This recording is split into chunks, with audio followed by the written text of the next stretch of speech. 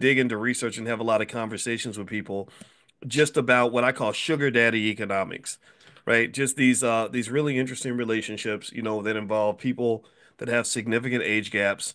And I was like, wondering about just the research and the data. Like, what does the data say about these relationships? Why do people enter the relationships? What are the economic variables that drive these relationships? Because, in many cases, it's all about the money. And I was really interested in it also. I remember back in the day, many years ago, when I used to go to New York and I would go see Al Sharpton, and we would sit in his radio station. And I've mentioned this to you all before. I mean, I don't agree with him politically. He's New York. New York's kind of a funny place, and you have a lot of your black leaders, unfortunately, um, that are connected in ways that it would be hard for you to imagine if you're a naive person. And but at the same time, I cannot take this away from him. He's a very smart man, and he tells the absolute best stories. He tells the best stories, and Judge Joe Brown tells the best stories. Those are two people where I can sit there and listen to them talk for hours, and it's amazing. Well, anyway, I remember one day. Sharpton was talking to me about women, and I was young. I was still in the faculty of Syracuse at the time, but I guess maybe I was becoming a little more public at the time, and more people were knowing me and stuff. And he was talking about some interesting things that happen when you kind of get into that space.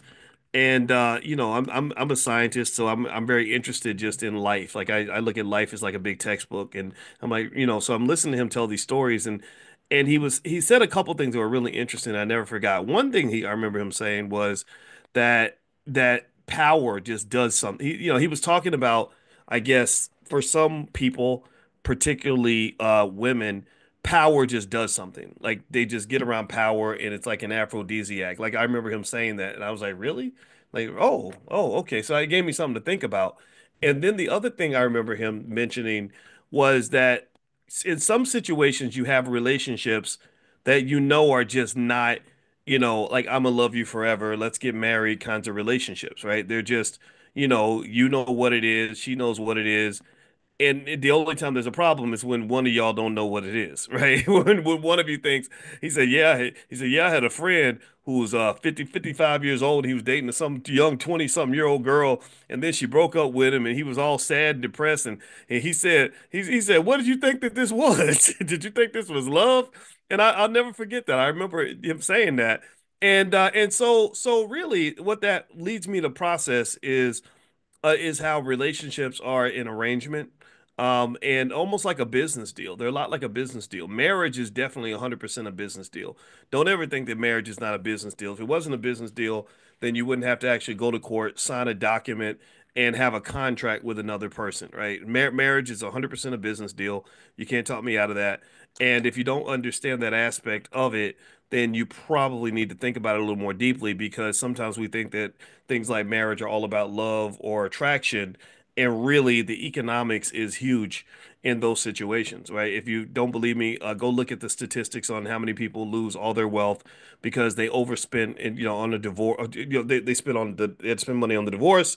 They overspent on their wedding. They're still in debt from their wedding. They're going through divorce court trying to pay for that while you're still paying for the wedding, because you thought that it was all about love and who's the cutest and how great the sex is and everything else, when really there's a whole set of dynamics behind the idea of maintaining this contract that you have with this other person that can make things very complicated.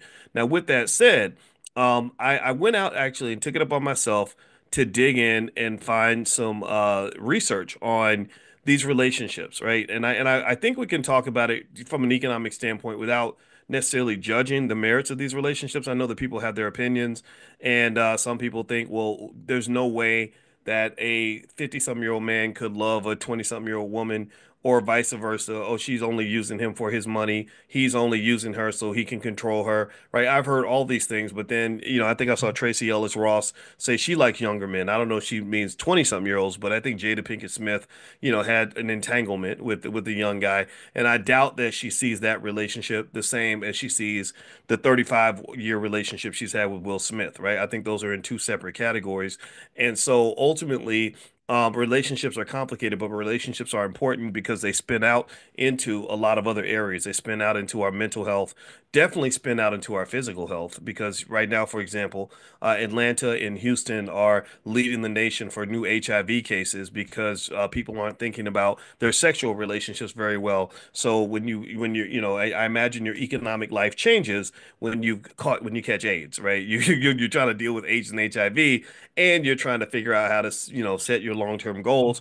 That creates a complication, right? So these relationships impact our mental, physical health. Which also spins over into our economics, right?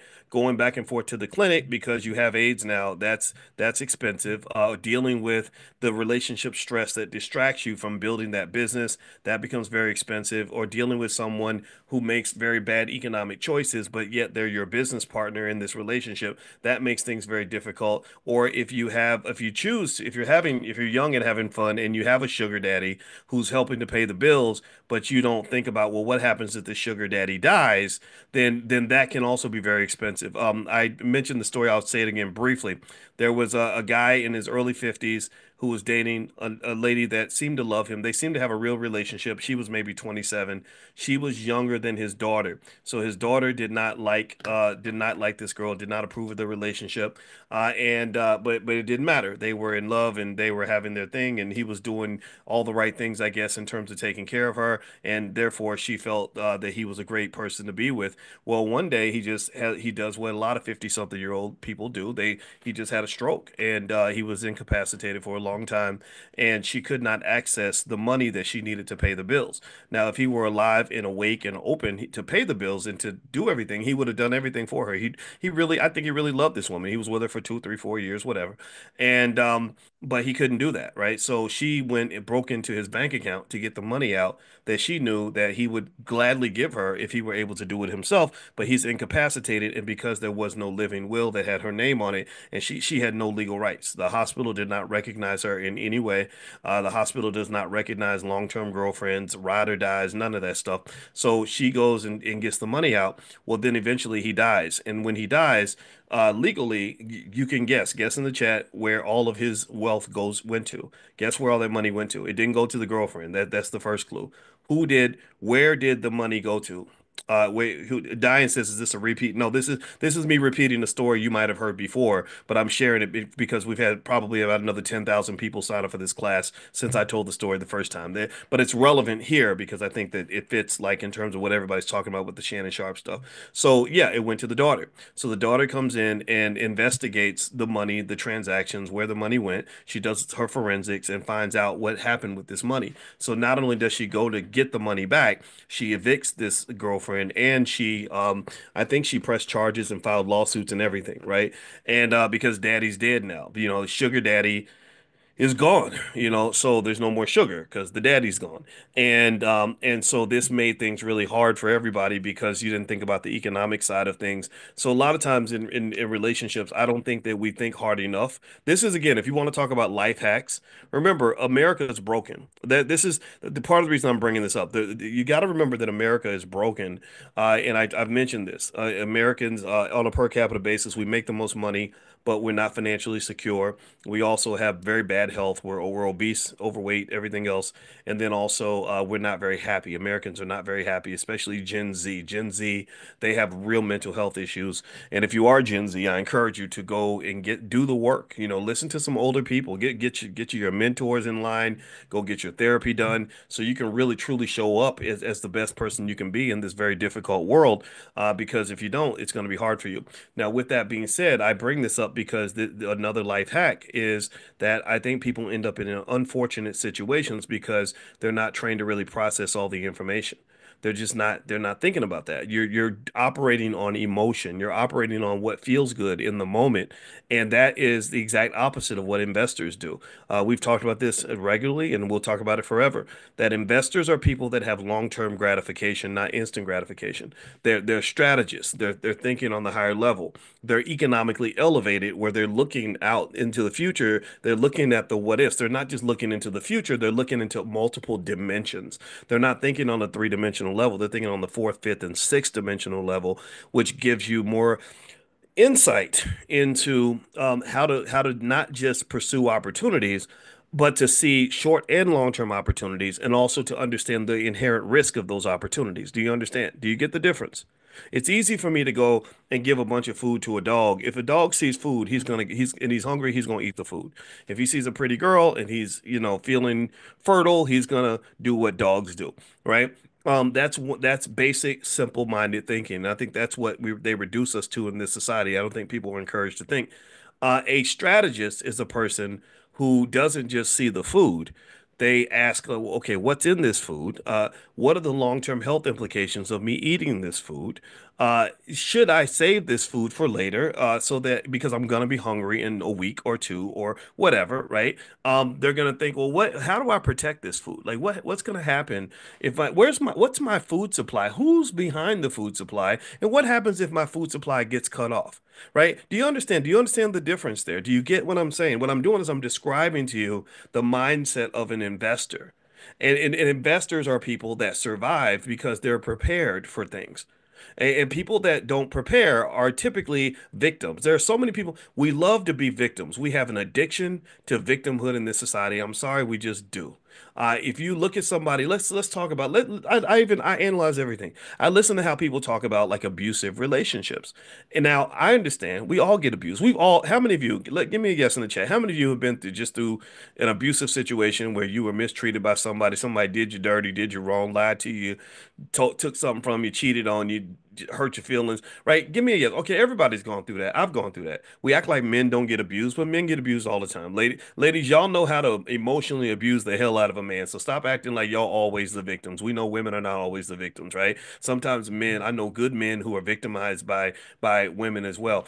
And so here's the thing. I was thinking about this and I said, isn't it interesting that you will have a person that will tell one victim story after another, right? Or they'll have one abusive relationship after another, and no one ever challenges them to stop and say, okay, at what point are you going to stop jumping into one abusive situation after another and do the work required for you to be able to identify abusive situations before you walk into them? Like, what do you think that that's how life is supposed to work? That you are you a child? I'm not gonna say retarded, but that's the word that came to mind, right? Is there something wrong with you mentally to the point where you're living the same experience over and over again, and nobody's challenging you to go to the next level? They always say, the definition of insanity is to do the same thing over and over again and expect a different result.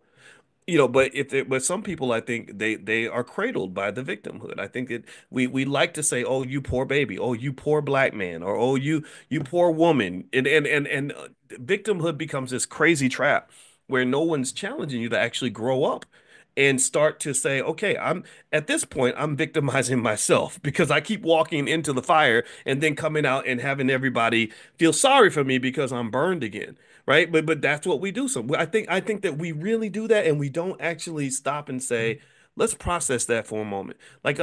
Or even like for example, whenever I see a black celebrity die from a drug overdose, I see people, they're sad. It's like RIP.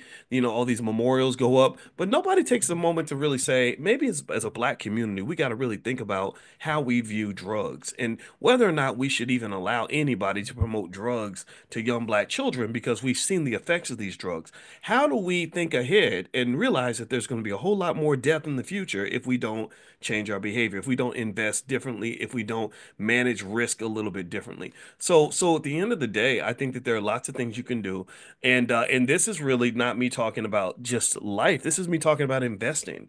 If you have an investor's mindset, you will succeed at everything that you do. This is something you go tell your kids this. If you have an investor's mentality, you will succeed at everything that you do. I promise you. Because what an investor is always going to be thinking about is that they're not just thinking about what's going to happen now. They're thinking about, okay, if I keep pouring into this, then I'm going to be sustained long term. I'm going to have this for good. And here's the thing, animals can't invest. Animals don't know how to invest because animals can't think beyond the next moment.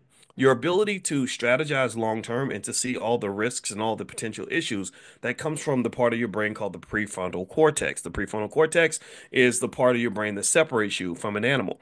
What entertainment does, and black people consume more entertainment than any other group of people in the country. Go look at the statistics. We are the entertainment addicts of America. Does anybody know what entertainment, consistent entertainment, sitting like a drone in front of the TV, constant sitting on your phone scrolling all day? Does anybody know what that does to your prefrontal cortex? What do you think? it turns it into mush. So the part of your brain that's designed to strategize, prepare, think ahead, make long-term plans gets destroyed if you are over-consume entertainment. So effectively, what I'm saying to you is that you're going to have to kind of navigate that in your own way to understand how to actually position yourself where you're going to have that long-term success economically or health wise or otherwise, right? Discipline, resilience, all these other factors come into play as well. Those things are very important. So anyway, let me jump into some stats about the sugar daddy stuff because I thought it was really really interesting, and I really wanted to share this with you. So let me pull this up. And as I pull this up, what one thing that's really funny is one day years ago.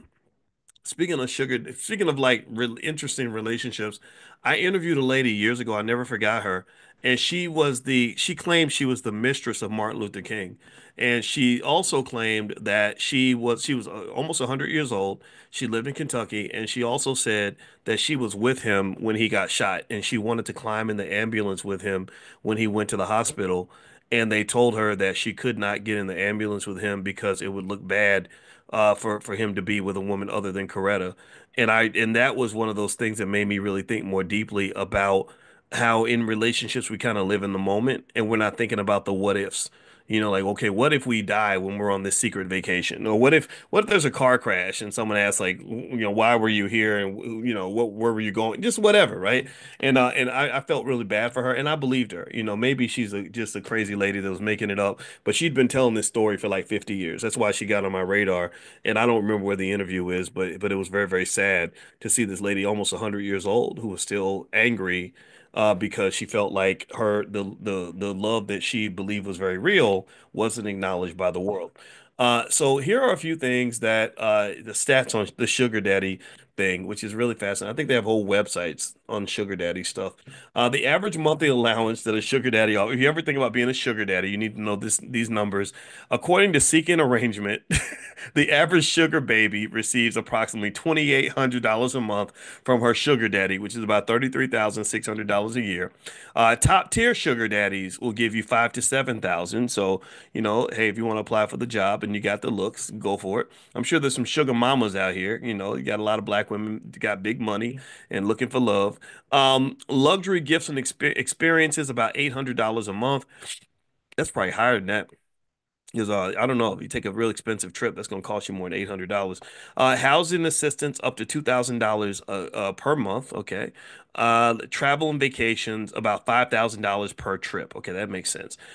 So that there's some of the requirements if you ever think you might want to take the Shannon Sharpe route and become a sugar daddy or a sugar mama. We got to be, it's gender, it's modern era, right? All right. What else? All right. So here are some of the reasons why, according to researchers, why these relationships might be chosen. I know a lot of people think it's all about control and manipulation, or she only wants to steal his money, he only wants to control her. I don't think it's that simple. I think it's more complex than that, and based on what I've seen. One is, according to researchers, there's an evolutionary preference that men have for youth and fertility. Research indicates that men often prefer younger women due to evolutionary factors. Youth is associated with fertility, which historically increased reproductive success. Now, I don't think Shannon Sharpe was planning to have a baby with this lady, even though she did make that comment about you put your big black baby in me or something. I don't know. Anyway, but even if that's not what you're pursuing, it's only on a subconscious level that you're pursuing that. Really, you just think, oh, I love her body, or I love the fact that he's 6 feet tall. But you don't understand him being 6 feet tall is an indicator that he's able to protect you, which, 20,000 years ago meant, I guess, he could go out and fight buffalo and protect the family or something. So this is hardwired. Also, there's younger women also may be attracted to older men for their perceived emotional maturity, stability, and life experience, which can provide a sense of security and guidance. So maybe that's what it is. Maybe the younger girls like, I want a mature man. All the guys around me are goofballs, and also they're not stable. They don't have any experience. I can't learn from these guys. So I want the older man who can teach me some things. Now, when you get to those extreme age gaps, it does get a little bit weird. But if you're talking particularly about the Shannon Sharpe thing, let's just be clear though. I saw one of his ex. He tends to dabble in the snow a lot. I don't. I've been allergic to white women most of my life, so that's never been an option for me. I'd probably break out in hives. No disrespect if you're a white woman. I don't hate you. I just can't date you. But basically she said something like she said, yeah, but he's built like a Greek god, right? So he takes good care of himself. He goes to the gym. Maybe he's taking some steroids or something because he's big and super muscular. I don't know. A lot of these guys do. I have no idea. But either way, though, there could be something there that's attractive and not just grossed out because he would be technically old enough to be her grandfather, right? Societal and cultural norms. Check this out. This is interesting. I know that we're all Americans and we have our Americanized way of viewing relationships, but let's be clear. In many cultures, I'm gonna read this here. Relationships between older men and younger women are socially accepted, and they're even expected, reinforcing traditional gender roles where men are providers and women are caretakers. So, in many cultures around the world, they wouldn't blink an eye at a relationship between a 50-year-old and a 25-year-old. They would just assume, oh, he must have some money or he must have something that makes her life more stable and makes her feel safe and protected. And she has something that he wants, maybe, which might be something just related to being nurtured and cared for and her being attractive, right? It's just reality. I know that we want to sort of socially engineer ourselves out of 50,000 years of evolution. I don't think that's doable. Economic considerations, obviously, older men often have more financial resources, which can be appealing to younger women seeking economic stability or support, especially in contexts where gender pay gaps exist. Okay, so putting that part to the side, which is very real, every single thing I've ever studied, it's because I studied it intensely since I wrote my book Financial Lovemaking years ago when I was at Syracuse. You can't get away from women's preference for men who are financially stable, especially if she grew up in an environment that was financially unstable. If she grew up with any kind of economic hardship, she ain't trying to go back to the trauma of being broke again 9 times out of 10. And I don't know. Maybe you can tell me what you think about what I said if I was being too overly simplistic with it. But ladies, maybe you can confirm one way or the other. But I just kind of think that there's something about being broke where you're like, I'm not going back to that. It's like going back to jail, and there are some people who are just like, no, I formed various traumas from what it was like to deal with not having enough resources. I'm not trying to go back into that struggle, and that's just a reality of it. So I think men that want to be more appealing, get your money up, get your financial literacy up, make some, invest in yourself, invest in your wealth, and then what will naturally happen is you will have more mating options. That's what do they call that? Survival of the fittest. That's just reality. So also change. This is interesting. Changing age preferences over time. Studies show that as men get older, their preference for younger women remains consistent. They don't change. Even the old man in the nursing home is still looking at the 25-year-old nurse apparently. Whereas women, when they get older, they tend to want partners that are their same age. Um, yeah, or they might go for a slightly younger partner, but they're not necessarily thinking like, okay, I'm 75 years old, let me go get a 30-year-old. So anyway, so these are some factors in terms of what's happening. Now, here's the thing. With these relationships, because they're different, for financial reasons and other reasons, and it all comes back to wealth. All this comes back to your economics. It's not based on what I've seen in the research, it wouldn't be wise if you are, say, the 45, 50-year-old man who's dating the 25-year-old woman, it would not be wise for you to think that that's a normal relationship. It's not normal. There are conditions and expectations that will come with every relationship has expectations though. I don't care what situation you're in. But the expectations will differ based on the age gap, right? So if you're talking about the big age gap, the economic side is almost always going to be part of the equation. It's not that often you would see some 25-year-old who says, I'm going to go get me a 45-year-old man and work 3 jobs so I can take good care of him. That's not going to typically happen. Whereas, or even building together, right? If you're the same age, you can build together. You hear these stories of, like my parents did that. My parents were roughly the same age and they pretty much had what is referred to in nature as as a pair bonded relationship as opposed to dimorphic. Dimorphic is where in the animal kingdom, it's where the males are much bigger than the females, right? So it might be much older, much stronger, much richer, right? And that tends to have a certain dynamic. The males in dimorphic relationships, they tend to be more promiscuous. They'll have babies, mamas, and stuff. I'm talking about like birds and birds and zebras and stuff.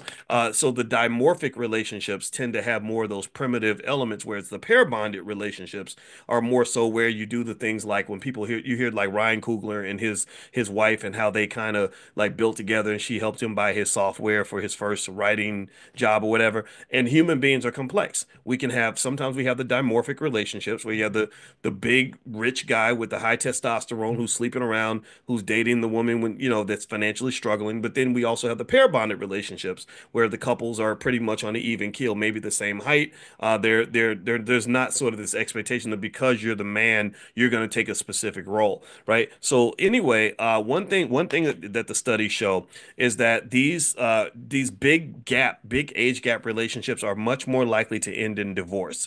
Couples with a 10-year age difference or more. Now, Shannon, I mean, Lord Jesus, that was 30 years or something. They have a 39% higher chance of divorce. 39% than couples that are the same age. A 20-year age gap raises the divorce risk by 95%. 95%. So if you old, if you're, it's really funny. I met this couple one time that was so interesting to me because the wife was like maybe 45 and the husband was like 75. And he was, and I met them both and I was trying to like talk to them because you know how it is when you have couple stuff. The men talk to the men and the women talk to the women. And the wife was like about the age of Alicia, but the husband was much, much older. And it was kind of like, wow, like that's interesting. How did that happen, right? And what happened was that it was I think I'm not sure, not judging, is that it was like a little bit like a Shannon Sharpe type thing, where she's the young 21, 22-year-old woman at one point, and she's struggling financially and maybe has kids, and he's the strong 52-year-old man who comes along and provides stability in her life. Well, fast forward 25, 30 years, now she's 45 to 50 years old. He's almost 80, right? So you imagine the Shannon Sharpe relationship. He's 55. I remember him saying, talk about his birthday. He's a double nickel, right? So he's 55 years old. She's 21. Fast forward that 30 years. It don't even make sense in 30 years, right? 85 and 51. I mean, that's crazy, right? So that relationship that might almost look possibly normal, I don't even kind of sort of normal in 2025 is going to look ridiculous in 2055, right? So basically the divorce rate is much, much higher if you have that big age gap. Also, financial stress impacts marital satisfaction. Just so you know that if you have a relationship that leans on the economics, if you have financial stress, then your marriage will have a higher level of dissatisfaction and a greater likelihood of divorce. Also, what else? Let me see here. Oh, okay. So also the other thing too is that if you have a big age difference, according to research, it can make financial planning really complicated because you're about to retire and I just finished college or something, right? Like it's like we're at different parts of our lives, different stages. And our life expectancies are different. So really what I think Forbes was saying is like, look, if you're doing this thing where you're different ages, you're gonna have to just look at the reality that's in front of you and make a plan for that, right? Okay, your husband is, a certain age, he's retirement age. Well, get your paperwork together and just kind of prepare for the fact that that's going to be a different kind of experience. Also, age gap relationships can sometimes have heightened financial stress, especially if you're talking about one partner that's sort of in their career phase where they're just getting started or trying to build something, and the other one's like, "Oh, I'm already done. I've already quit. I'm ready to chill out and ready to stop," and that can also cause a strain. And so basically, oh, and then the last part is like social and family pressures, right? So it says here the age gap couples often face societal scrutiny and a lack of support from family and friends, which can also add stress to the relationship. So, obviously, you've got a daughter the same age as your girlfriend. That may not work out, right? So long story short, there's a lot of interesting research on this topic, and one of the things that it just kind of speaks to is that I here's what I'm going to say. I think you have a right to do whatever you want to do. I don't think anybody has a right to judge anybody else if they're not hurting anybody. So I think it's kind of unfair to make fun of Shannon Sharpe for dating the younger girl or whatever. Maybe that just works for him or something, but I also did some research on his background, and one thing that I saw was that his mother was not around when he was a baby. And I wonder how that translates into his lack of trust of women. He's talked about relationships and women almost like he's nervous that somebody's going to harm him or hurt him or something. And if you don't sort of work through that with the therapist and heal from that, then that's going to affect you for the rest of your life. So same thing is true for you ladies that grew up without your father. It affects you in so many different ways. And I encourage you to heal from that so that it doesn't distort your view of men and your view of relationships, because it will, 100% will. And then if you look at Sharp's financial problems that have resulted from his relationship choices, this is going to cost him $100 million in black wealth, most likely by the time he's done. This won't be the only. He offered her $10 million and she said no to $10 million. That means she must have a hell of a case. That means they must really think that they can really get some real money from him, and don't think that she won't be the only person that's going to come out and try to get a piece of that money, right? A lot of times you get accused of one thing, then that makes everyone say, "Oh, you did something to me too. Just give me 5 million, I'll be okay." And it just becomes very, very expensive. So one of the things that people have talked about as well, which I do agree with, is that sometimes having a spouse can be a protective policy in your life, right? Maybe you put down your need to have this, infinite sexual variety, and you trade that in for something that's a little more stable and secure, because it's easier for a man with a wife to fend off temptations or to deal with accusations than it is for a single man, right, to deal with that type of stuff. And so that's another reason that marriage and family has to be part of your investment strategy. Like, I love my wife, I really do. I love her 100%, but this relationship also is one of my investments. I view my portfolio not just as the stocks and bonds and real estate that I own. I also look at the relationships that I have, and I consciously make a decision. Am I going to invest in that relationship or divest from the relationship? I also invest in my health every day. I get up and I go to the gym every single morning, because I want my health to be strong, because that adds to my ability to engage in business and to do all the other things that I want to do. Do you understand? So it's all connected. It's all connected. And I encourage you to think of everything as an investment and be very thoughtful and conscious about what you're investing in. And what is the biggest flaw where a lot of people end up struggling, going broke, ended up in bad situations, having a tough time, is they're not investing in anything, right? Financial consciousness. Let's go back to the reason that we get together every morning. We get together every morning to focus and to elevate our financial consciousness. Financial consciousness is just awareness. It's awareness of among other things, what do I have? What resources do I have available to me, and how do I deploy those resources? If you go back to the basics of economics and literally what you learn in Economics 101, they talk about economics as being the study of the allocation of scarce resources. That's what it is. So if you want to be a master of economics, then you should start meditating on how you're allocating scarce resources. And I'm not just talking about your money. I'm talking about where you put in your time. Time is an asset. You're investing time. Are you investing the majority of your time building a business for your big white employer? Well, then his business will grow and yours won't, because you're investing your scarce resource into his business, not your own. Your children, are you investing time in your children? That's going to make a difference. That has a huge impact on your long-term outcomes and relationships, but also financial outcomes, everything, right? Are you investing in your health, your physical health, mental health, investing in the people that you love, the things that matter for you, right? So have that time budget. One thing that I used to do that I did for years, I don't do it as much anymore, but I used to do this and it was really great, is every year on New Year's, I would really meditate and reflect on my life, and I would create what I called a time budget. I would take 8,760 hours that I have that year, which is 365 times 24, and I would budget it. I would say, okay, I'm gonna spend 200 hours working on a book. I'm gonna spend another 150 hours going to the gym. I'm gonna spend, and I would write it out, and it made me feel rich. I felt rich and without even talking about money. I felt rich. I said, "Oh my God, I've got 8,760 hours. That's a lot of freaking time. I can do so much stuff with that time." Do you understand? So, so really, I encourage you, look around you and find you might not have no money, but don't you dare come up and tell me that you ain't rich. You're wealthy. If you are young, you are wealthy. If you're not dead yet, you're wealthy, right? If you have your health, then you're very wealthy. And I say that not to just give you a feel good moment. I'm saying it because it's true. In fact, there's economic terms for all of this. Investing your energy and your wealth, or sorry, and your health into something that's human capital. Why do you think slaves, how do you think they put dollar values on slaves? Why do you think a man could go to a bank and say, I ain't got no money, but I got 25 Negroes that are giving me 40 hours a week of labor every week and still get a loan against the ownership of people? Well, because people have what is referred to as human capital. You have human capital.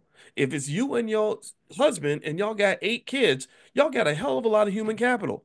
You don't understand. Those babies made you a millionaire because you use probably one of the most valuable assets you have, which is your reproductive system. Think about around the world right now, one of the biggest economic problems happening, particularly in the Western world, is what? Reproduction. A lack of fertility. People are not having kids. Elon Musk is having 14 kids because he's personally him and Nick Cannon are personally trying to fill the void. So literally the just being a human being with health and free time makes you an incredibly valuable asset. And if you've got 8 other people or 5 other people in your family that are healthy human beings with a little bit of free time, you've got assets around you. Now, the hard part is something in finance that is referred to as liquidity. Liquidity is the ease with which an asset can be converted into cash. Liquidity isn't just something that depends on the access to available markets to liquidate the asset. It comes down to your ability to pull the liquidity out of the asset. Meaning, what does that mean? That means that the more financial literacy you have, the more of an investor you are, the more you know how to start businesses, the more you know your way around the economic realm, the more capable you'll be at doing the two critical things that come up when it comes to building wealth. One is the ability to spot, to have economic awareness, financial consciousness, right? That's an economic elevation concept. So you're aware of the wealth. And then two, you know what to do with it when you find it. Like if I'm in the woods and I'm hungry and I know my way around the woods, then I could eat good tonight because I know where the food is at. I can go get it and I know how to prepare the food so I can eat. But if I don't know my way around the jungle and I can't identify a healthy strawberry from poison ivy, then I'm probably going to die in the jungle. I'm going to die from disease and starvation because I don't know my way around. So when you're talking about the economic jungle of capitalism in America, it is very complex. It is very scary. There are creatures lurking around every corner. Well, learn your way around the jungle so that instead of this being something that you fear or being a place where you feel like you're exploited or you are sort of introduced to a perpetual stream of victimhood, shit, take your ass to school and learn how to survive. That's what you do. You can sit and you can ball up as a victim and cry like a baby, or you can get with people that know what the hell's going on and commit yourself to learning the things you need to know in order to take advantage of the opportunities out there. The jungle is full of food, but you're gonna have to hunt it, catch it, and cook it. Because if you wait for other people to feed you, you might just starve. And y'all know what it is. When we're waiting for white folks to feed us, I don't think they have any desire to make sure that we eating good. Why would they? They never have. No disrespect if you're white, but I'm sorry. You're still white. That doesn't change a damn thing.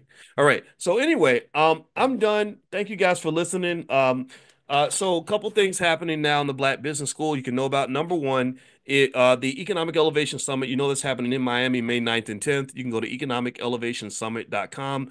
And also the virtual passes are available. So if you want to attend virtually, I'd like for you to be in the room if you can in Miami, but if you can't, then so be it.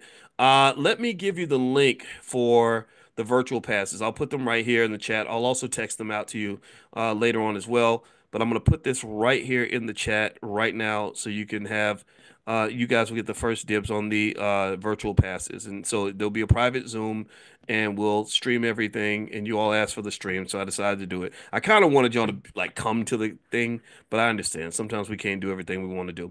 All right, so here I'm giving the link right now. You should see it in the chat. Here we go. All right, so economicelevationsummit.com is where you can also go in case you want to actually come in and be in the room, which I do recommend because I think you gotta, get with some people that can really help you do what you're trying to do. Also, on Friday, we're doing stock options income class that's called Prime. So, stock options are a great way to make money. I think that's the best black-owned business I've ever seen in terms of something that can generate income quickly. So, if you have money and you're thinking about investing and starting a business, I'm not saying don't do it. I'm saying you might want to take a look at this because this is a great way to take a little bit of capital and you can turn it into income right away. Like I can literally show you something where you can literally have cash in your bank account today, assuming you have some money to invest in the business, right? So it's not money. It's not like I'm saying give me money and I'll do it. No, no. It's like literally we talk about exactly what stock to buy, how to sell the options, what to look out for, how to manage the risk. So we're gonna have a session on Friday. You can join us there. The website to join is drboyceprime.com. That's drboyceprime.com. Or you can also, if you want to see a training I did called How to Make Money Without Working, you could text the word money to the number 87948. So text money to 87948 and I'll send it to you immediately. All right, guys. Well, have a good day. God bless you. Thank you guys for listening. I appreciate you. And I won't be talking about Shannon Sharpe anymore unless something real crazy happens. But I ain't gonna lie. This is really interesting to me. I feel bad kind of because it's kind of sad because he really worked so hard to become almost like the envy of the whole internet. I mean, this man was, his numbers were just unbelievable after the Cat Williams interview. I think they made $1 million from that one interview, $1 million from one YouTube video. But Lord, man, like, I think a lot of people are thinking what everybody's thinking. Like for you to lose it all possible or risk a bunch of it, risk it all over something like this. Like, come on, man. I'm telling you, you guys gotta understand. A man that doesn't have sexual discipline can't really succeed in this world, especially a black man. They're always gonna nail you on something sexual. So you just gotta kind of be do your thing, do what you're gonna do, but just be thoughtful about all that and be very strategic. And don't go through life with without assuming that there are people out there that want to get you. That's the thing that I wish young black men would really understand is that there's always, especially when you're succeeding and you're winning, there's somebody waiting for you to fail and trying to set you up for failure. What was it? Uh, oh gosh, I know what it was. Somebody told me a story that he worked at one of those major networks, and he said this is a true story, and he said that one of the executives was sitting there and they were having a drink, and the executive was like, "Which of these women around here would you want to F?"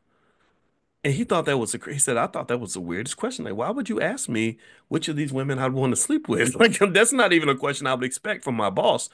And and I think he answered it by basically saying, "Well, I think she's kind of pretty, but I mean, I'm not, whatever, right?"